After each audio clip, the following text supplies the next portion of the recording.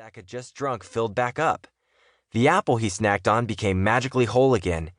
The digital display on the entertainment center started counting backwards, while the hands on the antique cuckoo clock turned counterclockwise.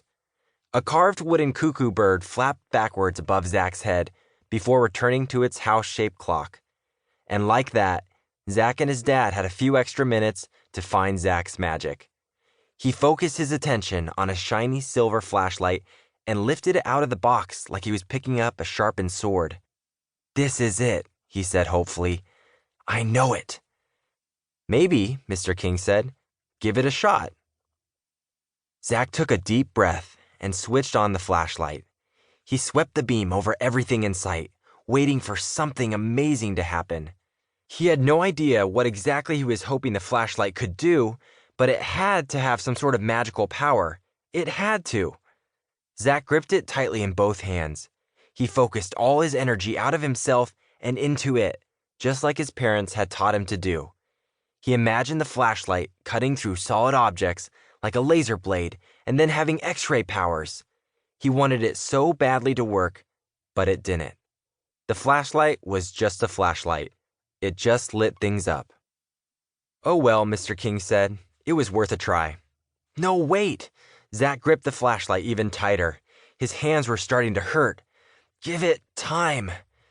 The flashlight's beam landed on a vacuum cleaner resting in the corner.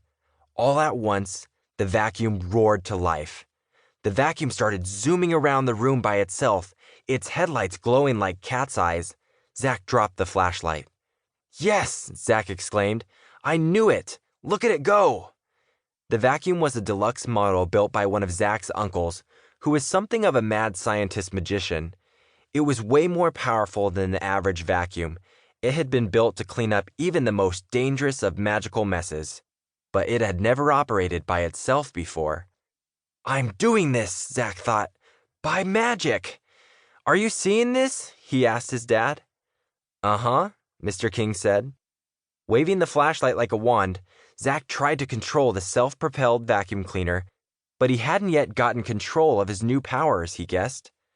The machine came charging at him, sucking up dirt and dust and potato chip crumbs from the carpet as though it was starving.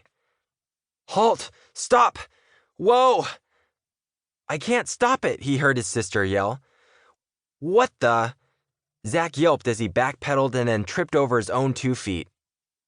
The vacuum rammed into him, catching the hem of his pant legs and sucking them right off him. Zach was suddenly on the ground, on his back, in his underwear. The vacuum cleaner choked and sputtered as the pants got stuck in its suction. It juddered and then shut down with an exhausted sigh and a cloudy dust burp. "Sophie," Mr. King said firmly, "that's enough." "What?" Zach said as his little sister appeared out of nowhere, standing behind the vacuum. Sophie was only 9 and barely half Zach's height, but she'd already found her magic. A pair of hot pink eyeglasses allowed her to be invisible whenever she wanted to. "Sorry," she said. "I lost control." Zach's heart sank as he realized that Sophie had been operating the vacuum all along. The flashlight was just a flashlight, and Zach was still just an ordinary kid. "You shouldn't play tricks on Zach like that," Mr. King scolded Sophie. "I was just trying to help," she insisted. "I thought that if he had a little more confidence, it'd help him find his magic." "Thanks," Zach said grumpily, "but I don't need your help. I'm gonna find my magic soon. I can feel it." "I know you will, big bro," she said, rubbing his shoulder. "Don't give up." "Thanks," Zach said again. He loved his sister.